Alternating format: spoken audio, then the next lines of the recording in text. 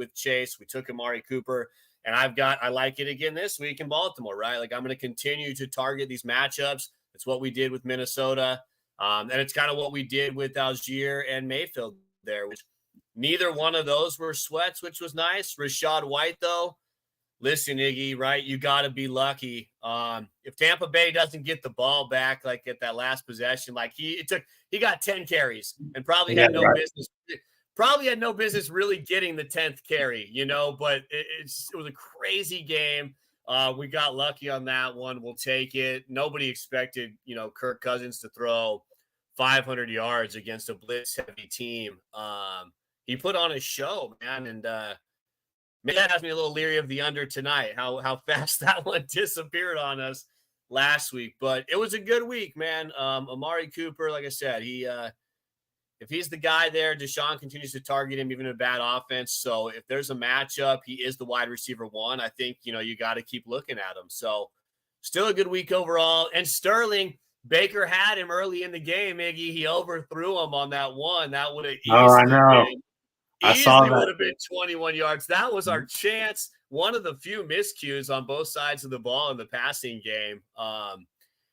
Had the fumble that was big, of course, for Bucky Irving. But in the passing game, I mean, everything was looking good except that one. And sometimes that's what makes the difference, man. But overall, good week. I mean, you go down, we still upped our unit count a little bit. So we're from 9.42. We're what? Let me scroll that up. Yeah, we placed 3, 4, 5, 6, 7, 8 bets, went 5 of 8.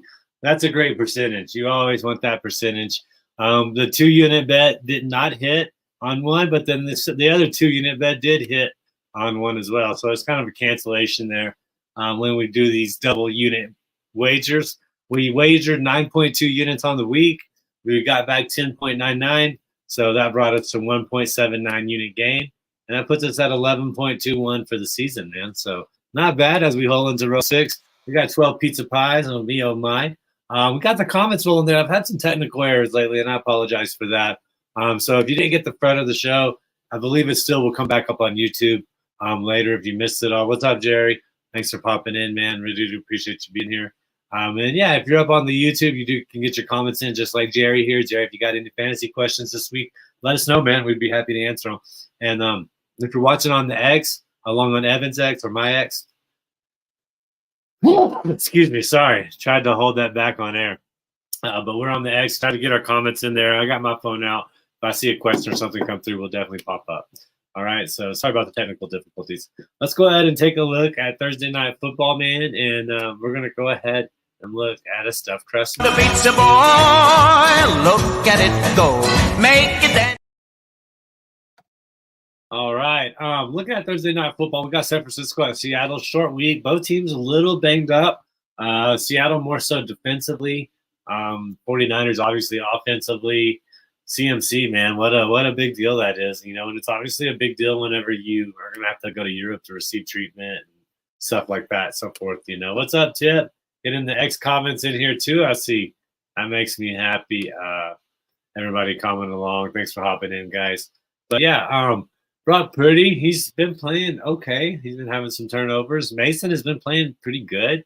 And these games are not getting blown out. At Minnesota, they kind of got a little blown out. Still was able to make it into a game. But divisional game against two teams that know each other well, even though the coach is new in Seattle. I still think this is going to be a pretty interesting game up in Seattle. Seattle coming off a loss, San Francisco coming off a loss. Not saying that they desperately need a win.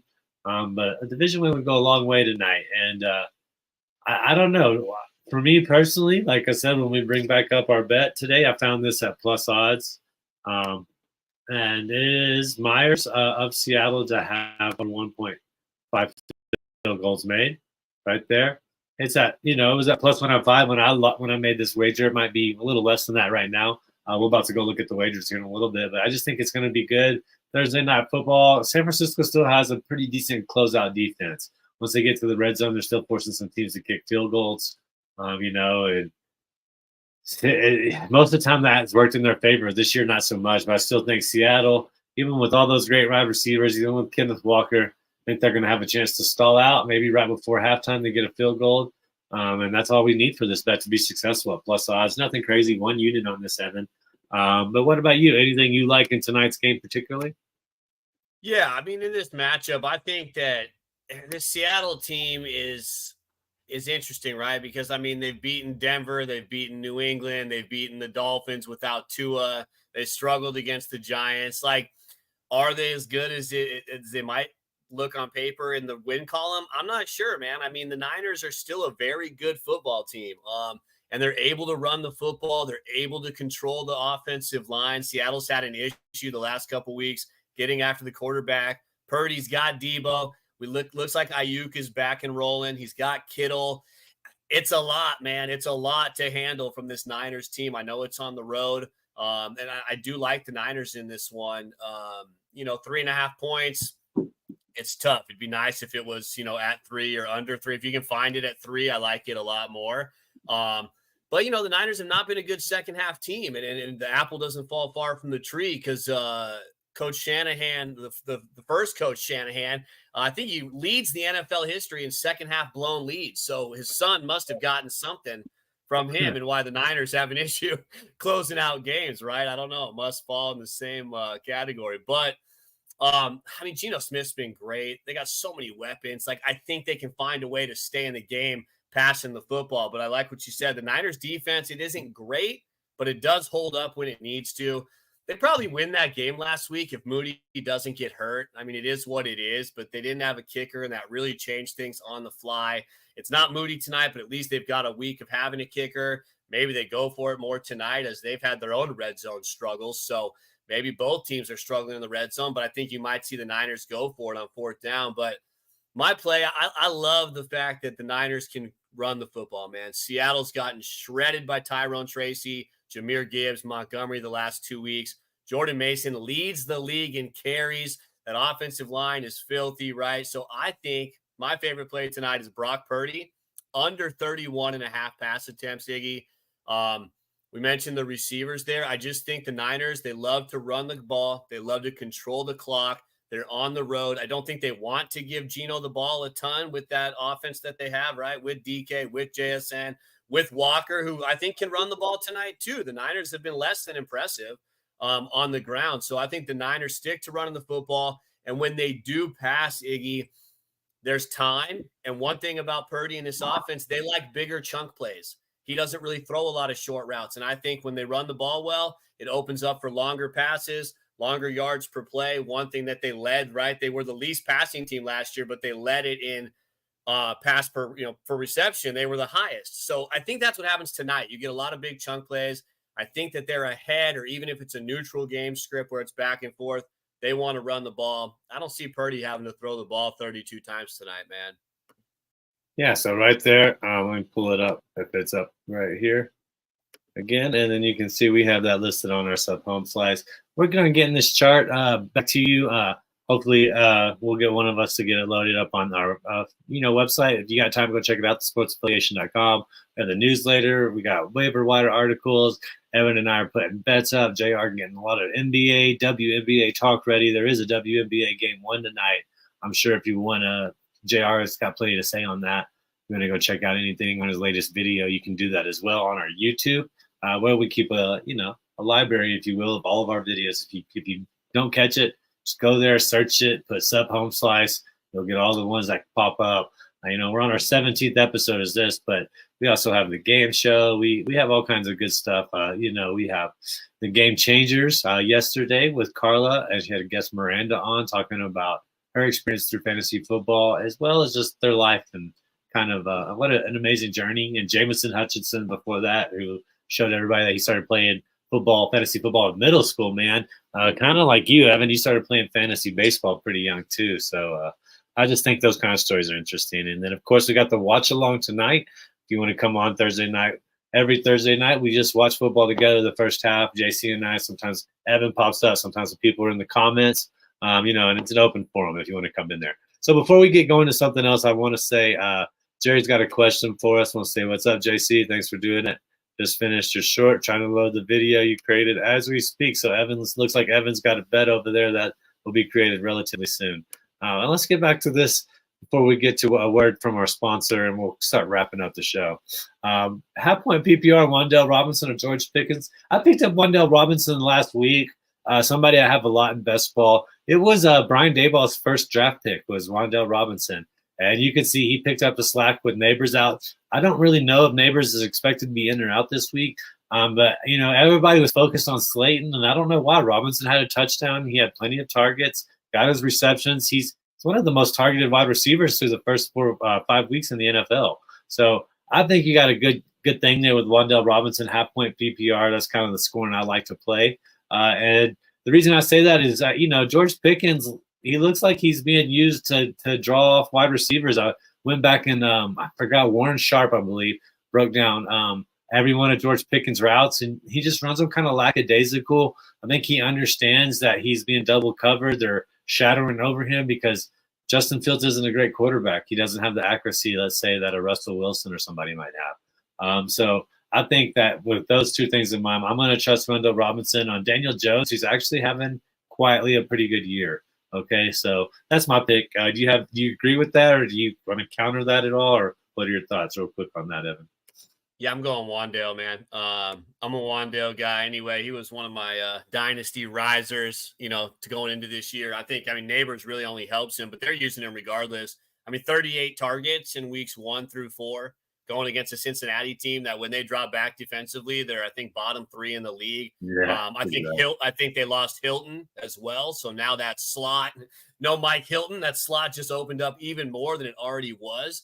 Bengals should score a lot of points themselves, right? They're not really having an issue scoring points. So I like Wan'Dale here. I can't trust Pickens, right? He's still a guy that can get one and take it to the house, but I don't like banking on that anyway, and we're not seeing it, right? And he just doesn't want to play. They took him out of the game too, whether it was an issue thing, a physical thing, a mental thing. I saw some of those routes too. He's just kind of not even running cardio. He's kind of just out there jogging. And so Wan'Dale's just been too consistent. The matchup is there. Like I said, that should be a high-scoring affair. So I think he gets the targets, gets involved. And, Danny Dimes, man, sneaky quarterback play this week if you need a spot start in your league, depending on where you're at. I like Daniel Jones in this one too. All right, man. With that, let's go ahead and get to our sponsor, who we're very proud to have. And we're going to break down a bet all the way through right here with Better Takes. Find your win tuition and elevate your sports betting with Better Takes. Better Takes examines your betting history to uncover hidden areas that cause bankroll leaks. Uncover patterns and biases so you can break the cycle of mistakes, avoid weaknesses, and play into your strengths. Our advanced stats offer unparalleled granularity, helping you immediately spot problem areas that could be affecting your success. Use the Better Takes Edge score to gauge your expertise for each potential bet, providing clarity and confidence in your decisions. Take control of your betting journey. Download Better Takes from the Apple App Store or Google Play today and start understanding your biases for free. Before placing bets, check with Better Takes, a smarter, more informed approach to sports betting. There you see it, man. And then I'm going to show you what the app looks like. I don't know if you can see it on my little screen right there. There's the ad for it right there. So you just click it. It'll bring you to a screen that has all the games, okay? We're going to start the pizza parlay, so let's just go ahead and get that promo started. And we're going to use it this for. So, yeah, like I said, we're going to go ahead and build it off of this. And the first bet we're going to talk about, New Orleans has a backup quarterback this week, and we're going to ride Tampa Bay, who played in a close game, has a good offense against a team that looks like they're struggling. They're not as good as they were coming out the season. And we're going to put Tampa Bay -130. When you push that, you're going to get to a screen that looks something like this.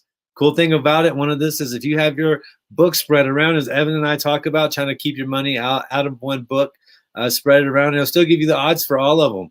You can see -185 MGM, -180 Caesars, -178 FanDuel, and then the best odds right now, -166 on DraftKings. So that's the one we're going to pick. And then when you do that, it'll load back up to where you can see analyze bet. You're going to analyze the bet.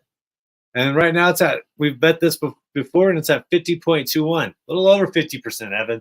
And anything pretty much at 50% or better is great in the world of betting. professional bettors hit at 55%. Evan and I usually, if we've been tracking our bets the past 2 years, we've been hitting at 55, 56% on our bets.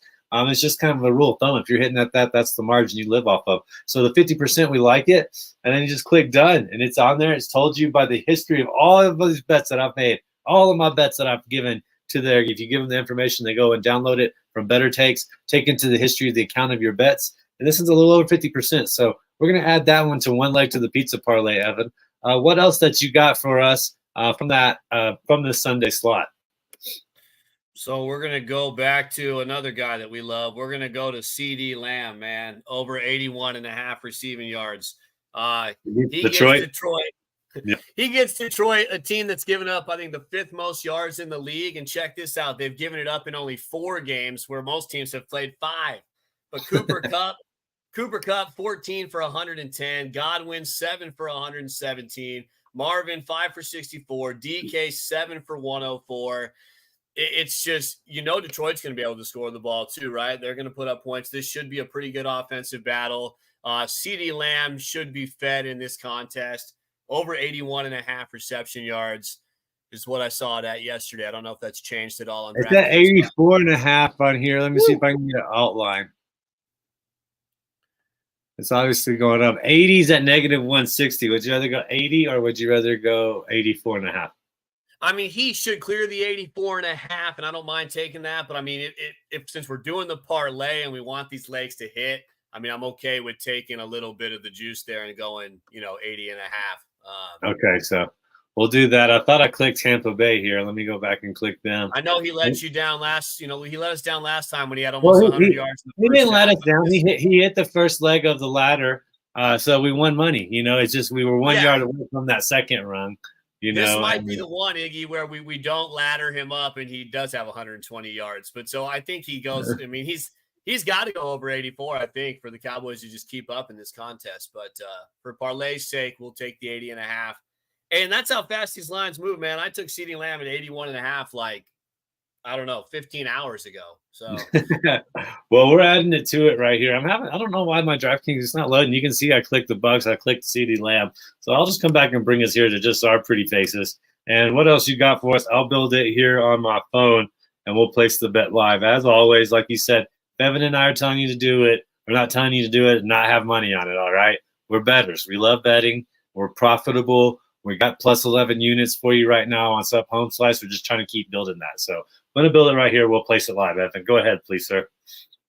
So I'll let you decide which one you like more here, Iggy. We got Amari Cooper, who, like I said, we're going to continue to go back to when the line is low. It's at 49.5. He gets the Eagles, who, again, they're going to put up points. And if you look at what number 1 wide receivers, as bad as Cleveland's been, as bad as Deshaun's been, he's the number 1.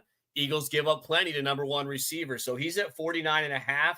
Or we go back to targeting those lovely Washington Commanders, and we look at Zay Flowers over 54.5, a guy that's had 10-plus targets in 3 games. Again, he's the guy that's going to get the ball. Bateman has kind of come on, but I don't even know if he's going to play. And even then, Flowers is still Lamar's favorite guy. This is expected to be a heavy shootout as well, with Washington able to put up points. I do like Scary Terry on the other side too. So we're going back to the Commanders. So do we go back to Amari Cooper against the Eagles at 49.5 or Zay Flowers? I like Zay Flowers at 54.5 just because I trust Lamar Jackson way more. He's in a rhythm, man. He's playing like the MVP. I drafted Zay Flowers. He's one of my most drafted best ball players, and probably as far as like guys in the round 5 or before, which are harder to get on a consistent basis. We can all hit our late round Van Jeffersons and guys that we taking on these late targets. But Zay Flowers is one of my most heavily drafted players. So I've added him on here, man. And Bucks money line, CeeDee Lamb 80 plus, Zay Flowers over 54.5, and that's at plus 386. That's a pretty good pizza pie. You know what I'm saying? 3-ingredient pie that we got going right there. I'm okay with that if you are. The question now from me to you is, do we want to put half a unit on it or a unit on it? We'll just go with the half a unit on it. We'll be disciplined here. I like it. We always like it. But yeah, man, the Commanders have been giving. So why not? We're getting into the holiday time here. Keep on giving away, Washington. We appreciate it. And yeah, man, I'm all for it there. So, and Jerry mentioned right here. There we go. Bet place. We're good to go, man. And there it is. Brings back almost 2 units. Almost 2 units on a half a unit. So you got to like that. We're due to hit one of those, Iggy. I think the ones we put on the show, we've been 2 out of 3 most weeks. I don't think we've hit a 3-leg one. But, yeah, hey, these rookie running backs this week, on top of that, I like Drake May too, man. They just put his line out at 25.5. Haven't seen a line for Spencer Rattler, but both those guys can run. And that may be the way to try to get things going. So I think you look at Rattler and Drake May this week, man, in those rushing yards. I love it. Yeah, that's going to wrap up the show, man. Any closing thoughts or bets from you before we get out of here? No, man, like I said, I mean, I was looking at that Drake May play. I do like Scary Terry this week. And I do want to mention, I don't know if I'm going to lay it, but I just want to throw this out there for fantasy purposes. I know it's been Diggs. Nico Collins placed on IR. It's Tank Dell season. I'm calling it right here. I think he has a big game, and I think he turns it around this week. I think Tank Dell is the guy to get. He was available in a lot of leagues, and I think people are going to be very happy that they took Tank Dell. I'll just add that in. All right, I'm going to throw in this real quick for us. Cold pizza Tuesday. Happens just like we got plus 124 on the Denver Broncos to win at home at Mile High, get their first division wins back to back this decade, man. It's crazy when you think about it. You know, we're already 0, 1, 2, 3, 4. We're in the 5th one, of this year. And they're going to be trying to get their first back-to-back week division win games. Pretty crazy when you think about it. I think this Bo Nix guy is for real, man. I think they really drafted a solid quarterback. Really the first quarterback since Peyton Manning to come in and that can have an actual effect on this roster. Maybe give him a winning season even. Mile High, still a tough place to play after a bye week. Will Lutt's going to make about 4 field goals and get past the Chargers. Thank you guys for joining. We'll see you next week.